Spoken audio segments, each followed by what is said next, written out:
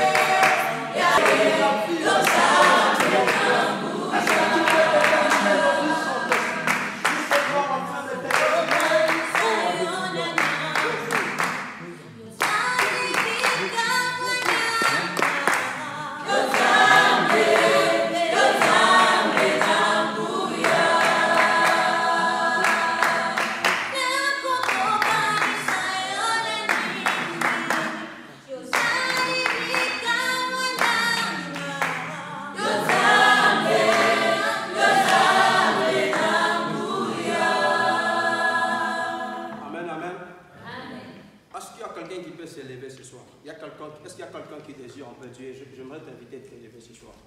Nous sommes dans la présence de Dieu. Tu vas te lever sans signe de reconnaissance. Si dans les choses du monde, tu peux lever ta voix, tu fais tout ce que tu veux.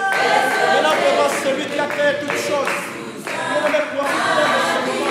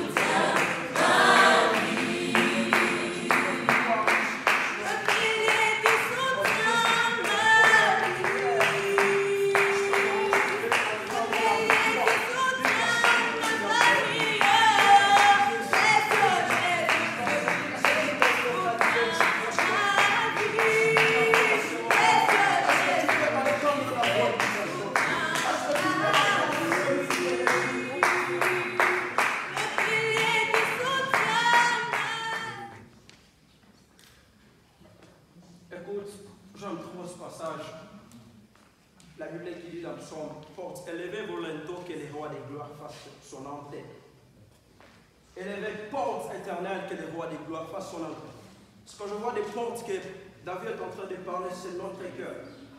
C'est ouvrir ton cœur. J'ai compris que Dieu n'est pas à l'extérieur, mais Dieu est à l'intérieur de nous. Vous savez, parfois, on prétend entendre Dieu nous parler comme ce que je parle à l'extérieur, mais au contraire, Dieu nous parle à l'intérieur de nous. Parce que l'Esprit de Dieu habite à l'intérieur de nous.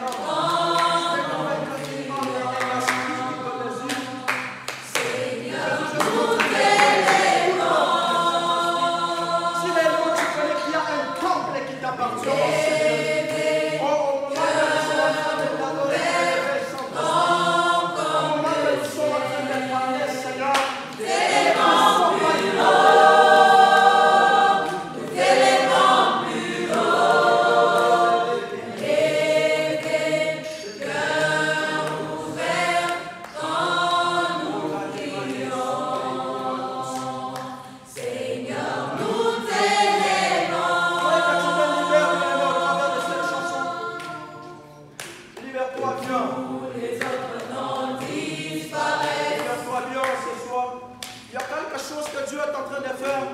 Je suis en train de voir dans la Bible, lorsque Jésus avait opéré le miracle de Jésus. Les pharisiens avaient demandé que non, la loi de Moïse interdit d'opérer un miracle. Mais j'ai aimé la réponse de Jésus. Jésus a dit, si quelqu'un est malade, est-ce qu'on peut le laisser? Sinon, il y a quelqu'un qui a besoin de la délivrance ce soir. Bien-aimé, Dieu a que sa gloire s'éclate au travers de ton problème. Est-ce que tu peux répéter ensemble avec nous?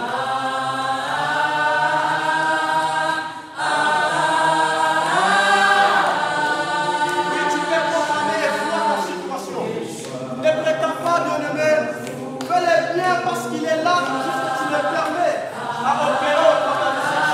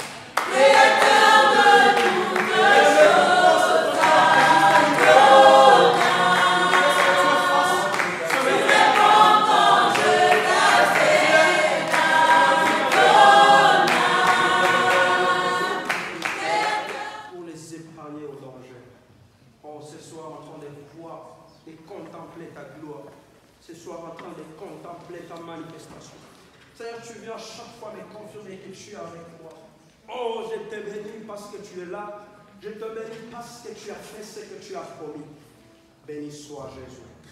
Béni soit celui qui échoue jamais. Béni soit celui qui choisit. Oh, sans faire de mystère. Mais la laquelle a soufflé, la vie que nous sentons. Oh, je bénis ta sainte présence en ce lieu, éternellement et à jamais. Et ma vie ne s'arrêtera point. Oh, ma vie ne s'arrêtera point. Mais je sais que je serai avec toi. Béni soit parce que tu étais avec nous. Et tu vas achever avec nous. Pour ces moments, je prie ensuite. Amen. Est-ce qu'on peut acclamer pour la gloire?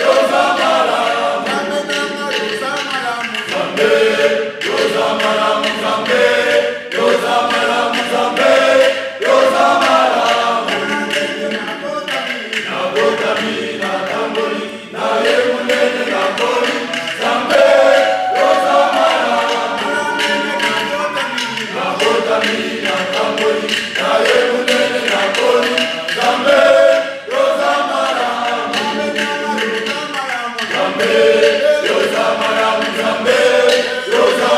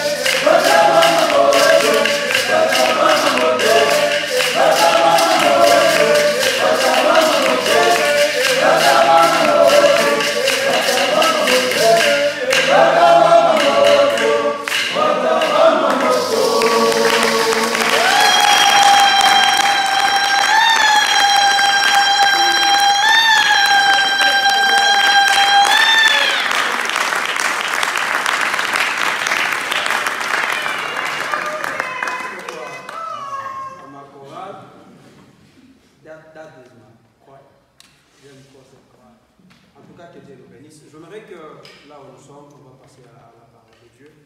Juste incline-toi à Dieu. Je vais juste prier que Dieu nous parle.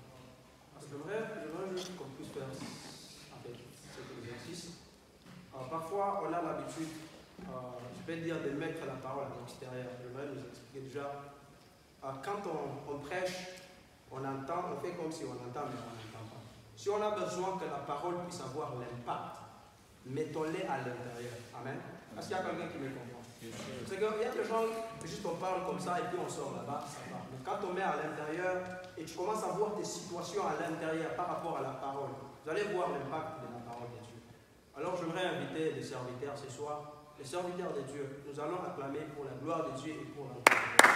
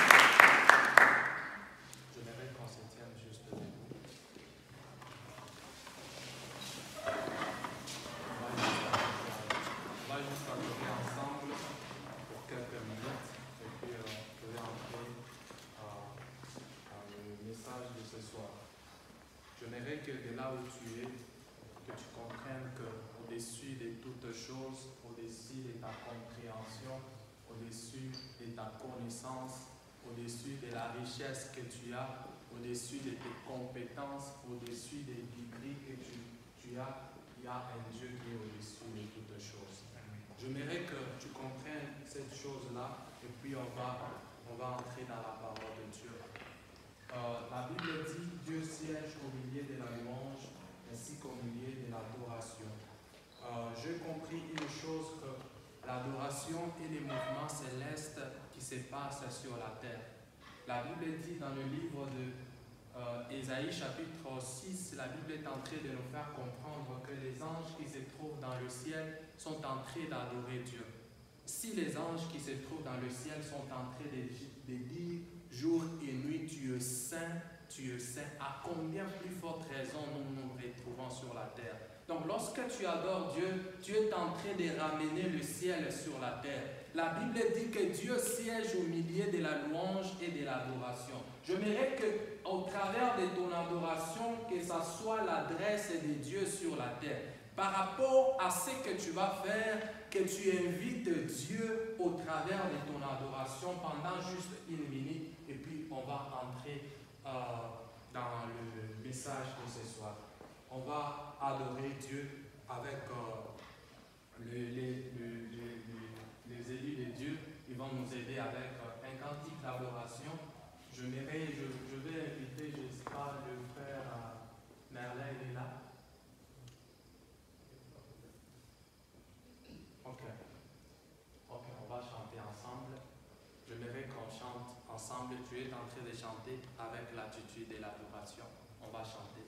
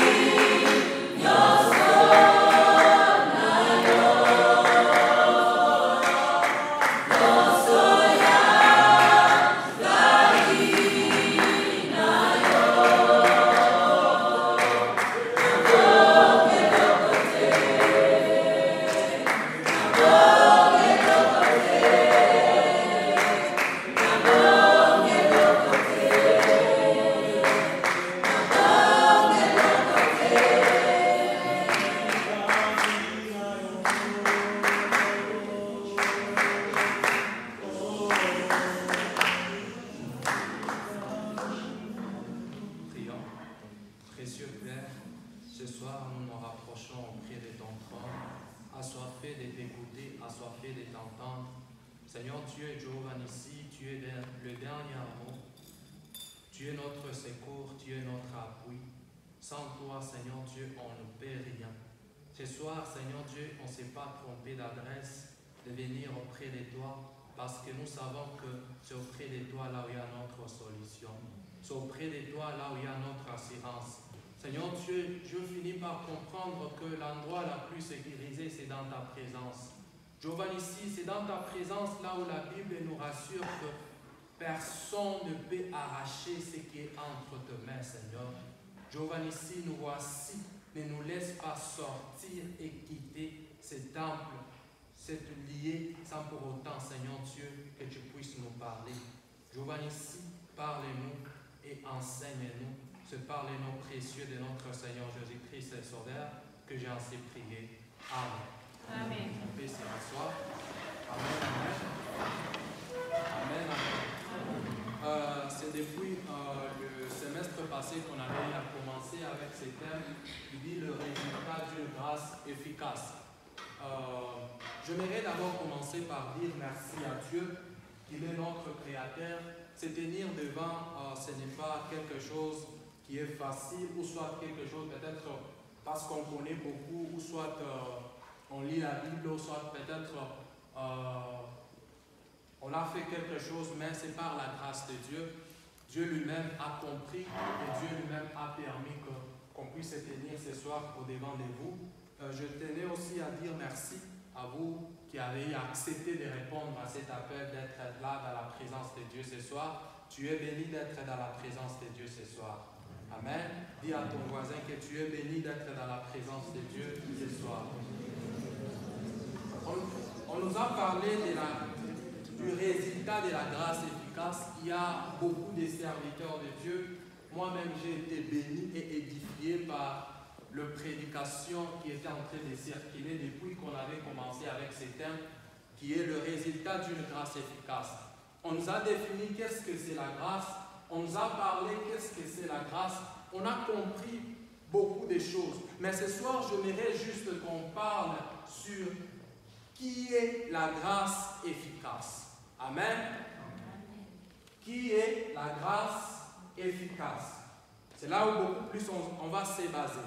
Et j'aimerais venir aussi avec des définitions, non pas selon les dictionnaires, mais selon ce que le Saint-Esprit était en train de m'enseigner à ce qui concerne la grâce et par rapport à la grâce. J'aimerais d'abord qu'on puisse lire le verset de base qui est dans le livre de 1 Corinthiens, chapitre 15. On peut nous aider à lire ça. 1 Corinthiens, chapitre 15, le verset 9 à 10. On peut nous aider à lire ça. Nous lisons au nom de Jésus. Amen. Car je suis le moindre des apôtres, qui ne suis pas digne d'être appelé apôtre, parce que j'ai persécuté l'Église de Dieu. Mais par la grâce de Dieu, je suis ce que je suis. Et sa grâce envers moi n'a point été vaine, mais j'ai travaillé beaucoup plus que tous, toutefois non point moi, mais la grâce de Dieu qui est avec moi. Amen. Amen. J'aime bien ces versets. L'apôtre Paul, il est parmi les apôtres qui n'ont pas vécu, qui n'ont pas eu à voir Christ, qui n'ont pas eu peut-être à marcher avec Christ lorsqu'il était encore sur la terre avant qu'il puisse mourir et être ressuscité. L'apôtre Paul a compris une chose, l'efficacité de ce qu'il était en train de faire, ce qu'il a pu accomplir tout au long de son parcours missionnaire en tant qu'apôtre était basé sur la grâce qu'il a reçue. Non pas n'importe quelle grâce, mais la grâce efficace. Amen. J'aime bien l'apôtre Paul. Il a fait tant de choses, dont d'autres même qui étaient auprès de Jésus-Christ n'ont pas pu accomplir cela, n'ont pas pu faire cela. Et l'apôtre Paul commence à décrire et à énumérer comment est-ce que ce qu'il est, non pas parce qu'il a mérité cela, mais c'est par rapport à la grâce. Il finit par dire quelque chose d'important aussi. Il dit aussi que j'ai à travailler de plus que eux tous. Il énumère cela. Ça, ce n'est pas notre problème. Notre problème de ce soir est basé qui est la grâce. Amen. La grâce, je commençais à comprendre une chose, que la grâce n'est pas, on ne peut pas parler d'abord de la grâce sans pour autant s'attacher à la spiritualité. Amen. La grâce est quelque chose qu'on ne peut pas palper, qu'on ne peut pas voir, mais on voit le résultat de cette grâce, quelque chose qui est spirituel, quelque chose qui est immatériel, mais on peut voir ces résultats au travers de ce que la grâce peut faire dans la vie d'une personne. Amen. Au travers de la grâce, on va comprendre que, je finis par comprendre que la grâce c'est une personne. Amen. La grâce c'est une personne qui a pris la chair. La grâce c'est une personne qui a pris la chair, qui a quitté le ciel pour descendre sur la terre, afin de nous accorder la vie du ciel tout en étant sur la terre. Amen. Ok. La grâce. Qu'est-ce que c'est la grâce? La grâce, j'ai compris que la grâce est la clé du ciel tout en étant sur la terre. Amen.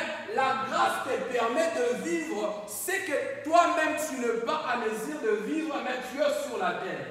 Amen. J'ai compris une chose au travers d'un homme, cet homme c'est l'homme de Jésus-Christ. Amen. Cet homme, il y avait une loi même dans le ciel. Là où la Bible est en train de nous dire, dans le livre de l'Apocalypse, la Bible nous dit que personne ne pouvait ouvrir ce livre-là, ni de le regarder. Mais lorsque la grâce est entrée, la grâce n'a pas seulement enlevé les lois terrestres, mais ça a enlevé aussi les lois célestes. Amen. La grâce qui est une personne. Comprenez-moi bien avec la définition que je suis en train de donner pour qu'on monte ensemble. La grâce. J'ai compris que la grâce est la qualification céleste qu'on utilise sur la terre. Amen. Qu'est-ce que c'est la grâce? J'ai compris que la grâce est la porte qui nous fait entrer dans la vie d'éternité, malgré que nous vivons dans la précarité humaine tout en étant sur la terre. La grâce. Qu'est-ce que c'est la grâce? La grâce est le point d'accès qui nous permet de vivre la vie de Dieu malgré notre infirmité, malgré notre incapacité humaine. Qu'est-ce que c'est la grâce? La grâce, j'ai bien dit, j'ai compris aussi une chose, que la grâce est le diplôme du ciel qu'on utilise sur la terre. Amen. Il y a d'autres personnes qui n'ont pas eu à étudier, mais au travers de la grâce, cette grâce les accorde, c'est que le diplôme n'ont pas eu à les accorder. Qu'est-ce que c'est la grâce? On va se poser beaucoup plus de questions. Pourquoi est-ce que je l'émère ça comme ça? J'ai compris que la grâce est l'incarnation de Christ dans l'humanité de l'homme. Amen. La grâce. J'aimerais qu'on lise un verset et au travers de ces versets, on va aller ensemble. Nous sommes dans le livre d'Éphésiens chapitre 2, dans son verset 8.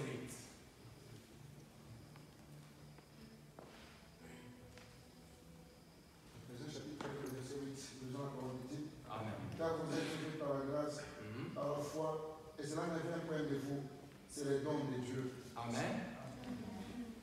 La Bible dit que nous sommes sauvés par la grâce. Cela ne vient pas de nous, mais c'est le don de Dieu. Laisse-moi vous dire une chose. Qu'est-ce que Dieu a offert à l'humanité?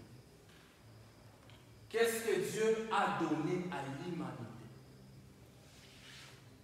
Dans le livre de Jean chapitre 3, le verset 16, le verset connu de tous, la Bible dit que car Dieu a tant aimé le monde, il a donné son Fils unique. Amen. pour que quiconque croit en lui ne périsse point, mais qui ait la vie éternelle. Amen. La Bible commence par nous dire dans le livre de Éphésiens, la Bible nous dit que nous sommes sauvés par la grâce.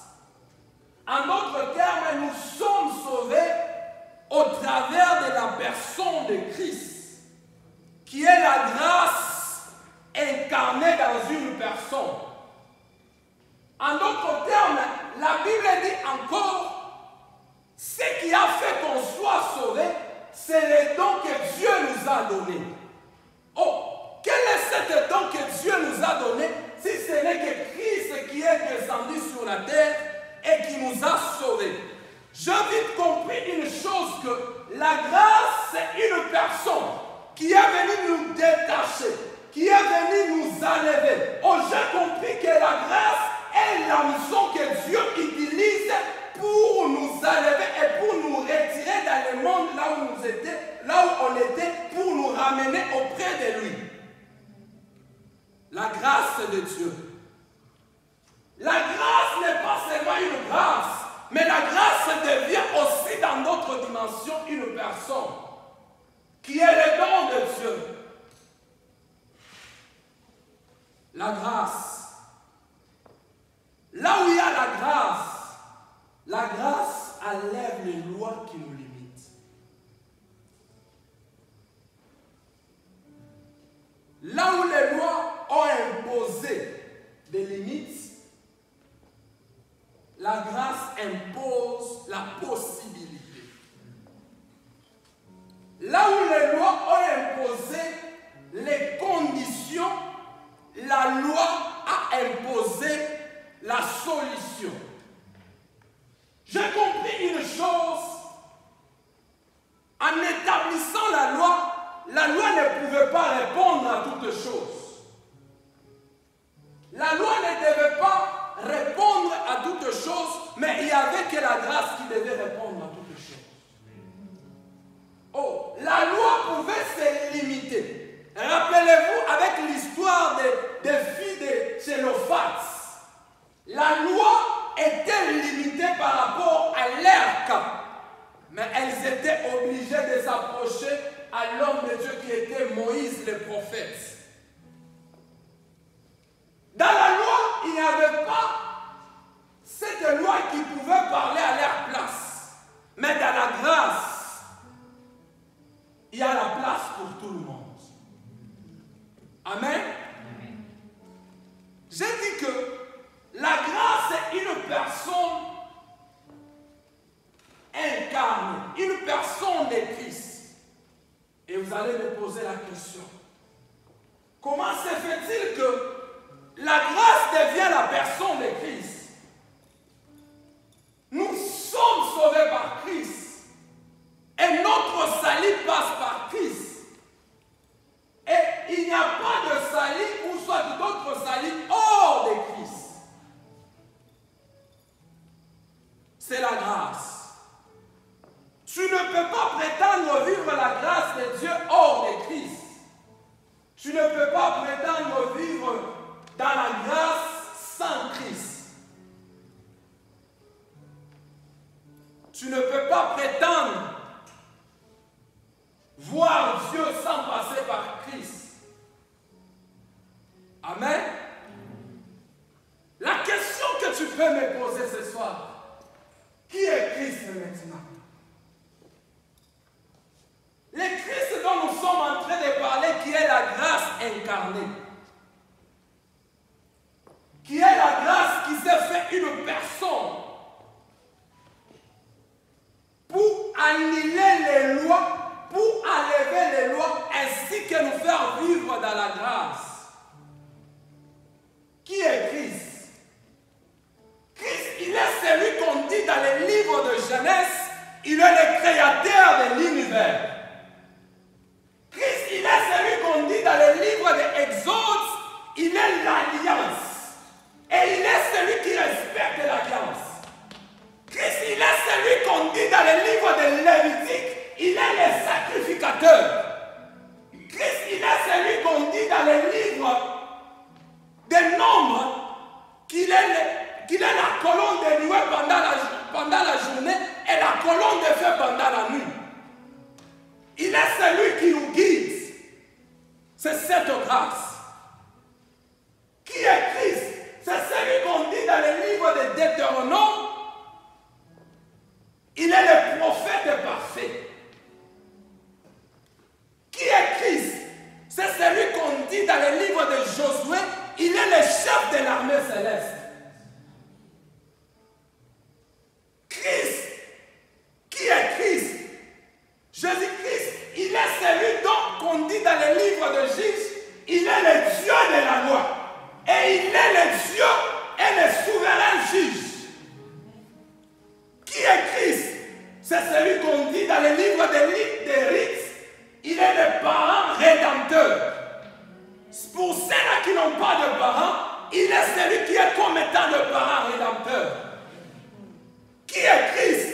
C'est celui qu'on dit dans les livres de 1er Samuel et de 2e Samuel, il est le Dieu souverain. Qui est Christ? C'est celui qu'on dit dans les livres de 1er roi, 2e roi, 1er chronique, 2e chronique, il est le Dieu et il est le roi qui règne. Il est notre roi. Qui est Christ? C'est celui qu'on dit dans les livres de Esdras, qu'il est l'auteur parfait.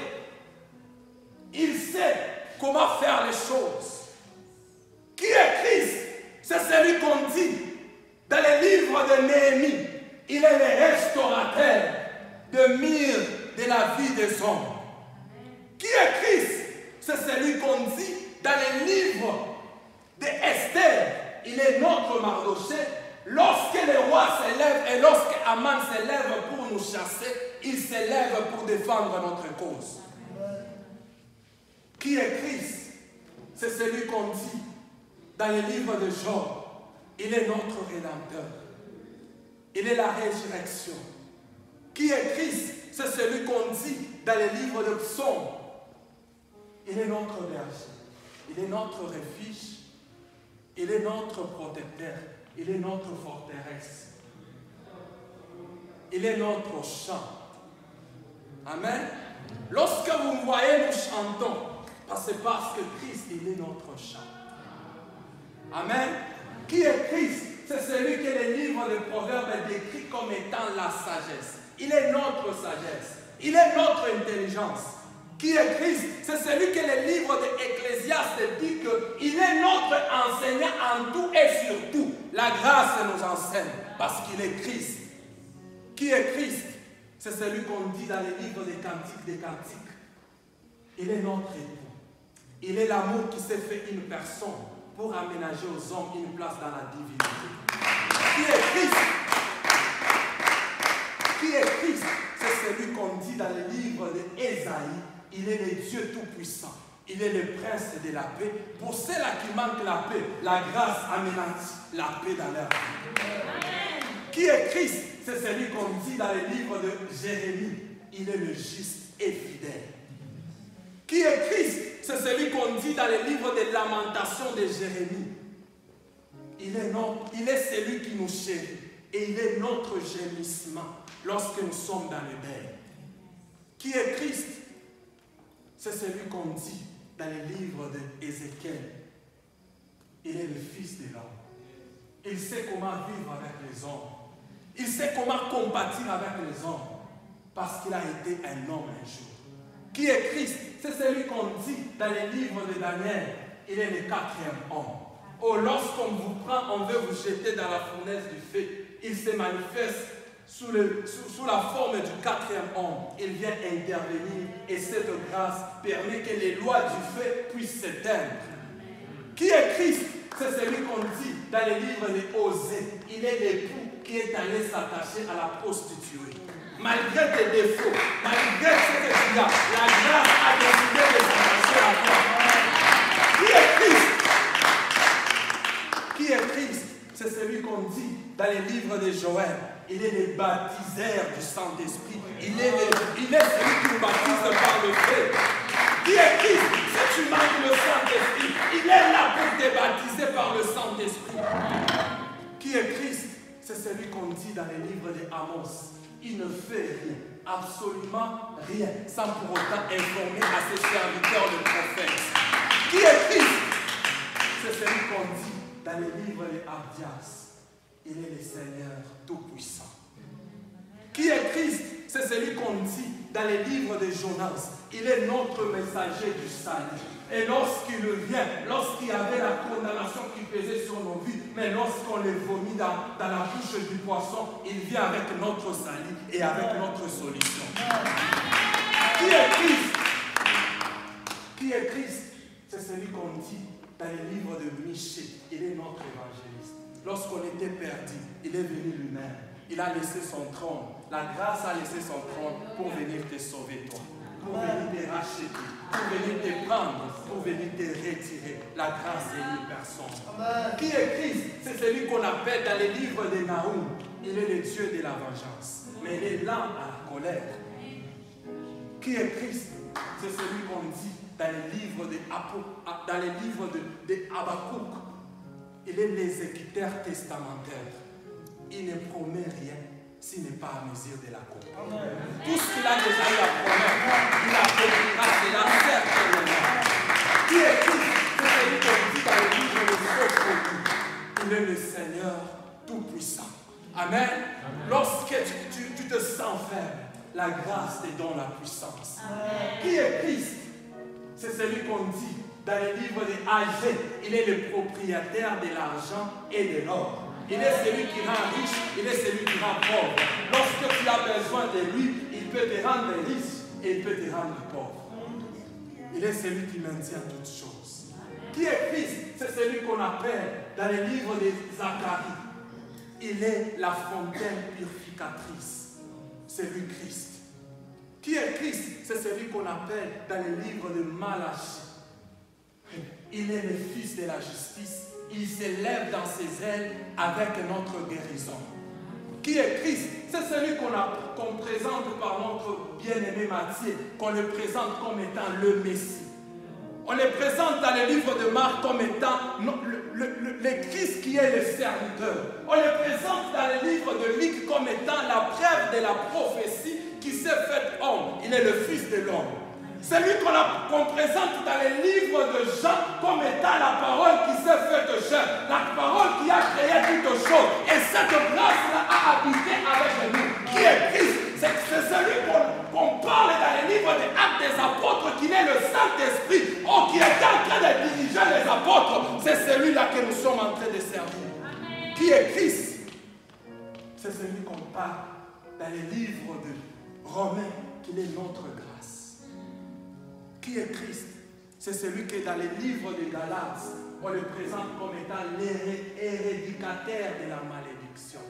Si dans votre famille il y avait une malédiction qui ne pouvait pas vous amener loin, mais Christ dans la dimension de la grâce et dans la dimension des livres de Galates, il vient éradiquer toute la malédiction qui vous condamne. Qui est Christ? Dans les livres de 1 Corinthiens et 2 Corinthiens, on nous dit qu'il est celui qui donne les dons. Il est celui qui nous donne les dons. Qui est Christ? C'est celui qu'on parle dans les livres d'Éphésiens. On l'appelle comme étant notre fidèle armure. Lorsqu'on se sent faible, lorsque les combats s'élèvent, lorsqu'on ne peut plus faire, la grâce se manifeste dans la dimension de Christ sous forme de l'armure. Il est notre fidèle armure. Dans les livres de Philippiens, il est le fournisseur des hommes. Dans les livres de Colossiens, il est le quartier général de Dieu. Dans les livres de 1 Thessaloniciens et de 2 Thessaloniciens, il est notre roi à venir. Qui est Christ? Dans les livres de 1 Timothée et de 2 Timothée, il est notre habilité. Il est celui qui nous rend capables. La grâce te rend capable même lorsque tu n'es pas capable. Amen. La grâce te rend capable dans la dimension des livres de Timothée, même lorsque tu n'es pas capable. Oh, dans les livres de Tite, il est le gouverneur et le promoteur des hommes. Dans les livres de Philémon,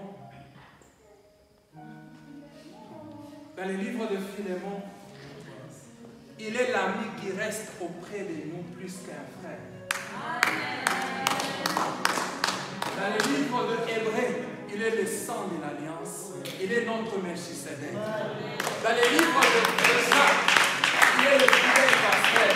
Lorsque tu veux être un pasteur en étant fidèle, tu as besoin de s'attacher à lui, qui est le fidèle pasteur. Dans les livres de 1er Pierre, 2e Pierre, il est notre guérisseur. Dans les livres de 1er Jean, 2e Jean, 3e Jean, il est l'amour éternel. Amen. Même lorsqu'on déclare, même lorsqu'on dit, il est l'amour éternel. Dans les livres de Jude, il est là, le Seigneur des armées. Dans les livres d'Apocalypse, il est le commencement.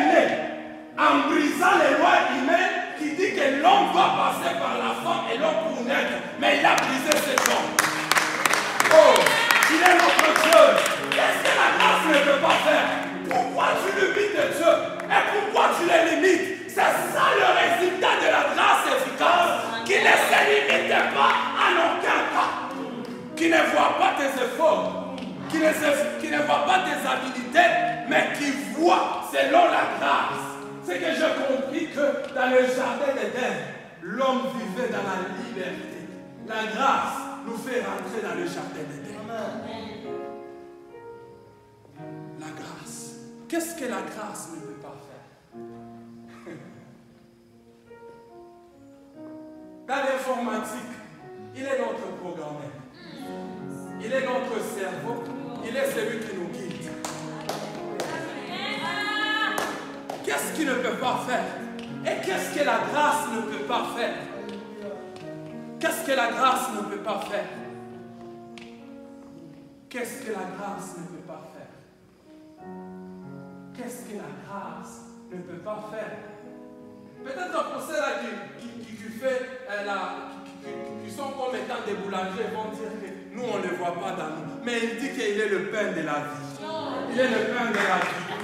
Oh, il est là. Il est là. Mais pour ceux-là qui font l'agriculture, je peux dire que nous non. Il est la semence de la vie et il est l'arbre de la vie. Il est Jésus-Christ, il est Jésus, il fixe dans tout.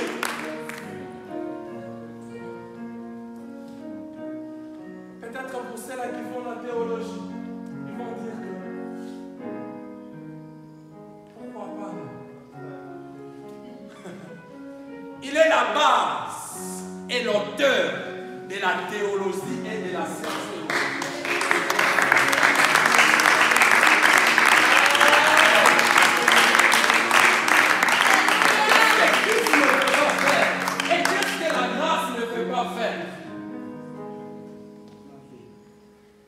Qu'est-ce que la grâce ne peut pas faire?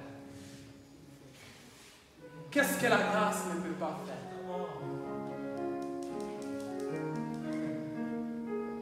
Qu'est-ce que la grâce ne peut pas faire? La grâce, one size and fits all. Qu'est-ce que la grâce ne peut pas faire? Dans ta vie, qu'est-ce que la grâce ne peut pas faire? Quel est ton problème que la grâce ne peut pas faire?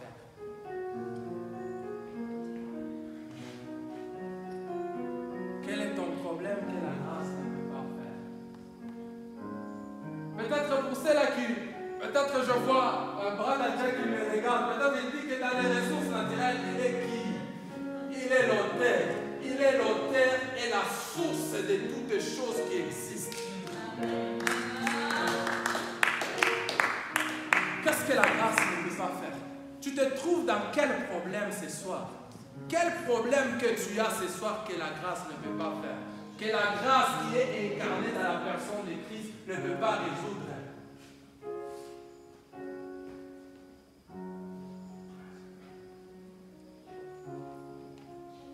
Qu'est-ce que Christ ne peut pas faire? Qu'est-ce que la grâce ne peut pas faire? Dans la chimie, il est celui qui a transformé l'eau en vin sans passer par la fermentation. Qu'est-ce que la grâce ne peut pas faire? La grâce brise les lois. La grâce brise les lois.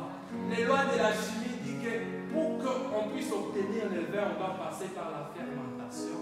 Mais Christ a brisé les lois, lui qui est la grâce. Dans la physique, il a marché sur l'eau en maîtrisant les forces de la présentelle. Qu'est-ce que la grâce qui est Christ ne peut pas faire? Quel est ton problème ce soir que Christ ne peut pas faire? Amen. Quel est ton problème que Christ ne peut pas faire? Je te laisse cet assignment de regarder quel est ton problème que Christ ne peut pas faire. Et je te laisse avec ça. Christ, en anglais ça sonne bon. Is one size and fits all. Que Dieu vous bénisse.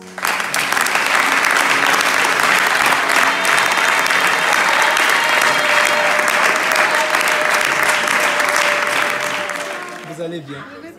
Content de vous voir ce soir à notre équipe de la Sekayu Sunday. Merci, content de vous voir. Maintenant, comment est-ce que vous avez trouvé la prestation de notre Sekayu Sunday de ce soir? La prestation était très bonne, surtout la prédication. J'ai beaucoup aimé la prédication parce que premièrement, elle était fortifiante. Une fois que vous écoutez cette prédication, ça donne en tout cas le courage dans vos études, dans vos business, dans tout ce que vous avez à faire. Ça donne ce courage. Maintenant, qu'est-ce que vous allez dire à ceux-là qui n'ont pas l'habitude de venir à la Sekayu Sunday? Bon, à ceux-là qui n'ont pas l'habitude de venir, je vais leur dire carrément de venir parce que ces prédications, c'est pas à rater. Et aussi, la façon dont les messagers surtout chantent, non, ils méritent même des awards. Hein? Merci beaucoup, Maman. Merci d'avoir encore une fois de plus ce soir à notre équipe. Bonsoir, Papa. Bonsoir, frère. Vous allez bien? Oui, je vais très bien. Ouais. Comment est-ce que vous avez trouvé notre équipe de ce soir? Ouais, l'équipe de ce soir était vraiment très bien. En tout cas, je remercie le bon Dieu parce que le culte était vraiment au rendez-vous. En plus, je bénis le prédicateur aussi pour la prédication de ce soir. Ok. Maintenant, qu'est-ce que vous allez dire à nos frères et sœurs qui sont en train de traîner par moment dans les chambres, au moins qui puissent bénéficier aussi de la grâce que vous avez reçue ce soir? Je dirais aux frères et sœurs qui se trouvent encore dans des chambres pendant les heures de culte de venir nous rejoindre vraiment. Dieu est grand, Dieu fait de grandes choses dans nos vies. En tout cas, je vous encourage, sœurs et frères, de venir nous rejoindre pendant le culte chaque dimanche. Merci beaucoup, Papa Nick. Et je vais vous avoir encore une fois de plus dans notre équipe de la Sekayu Sunday. Merci beaucoup.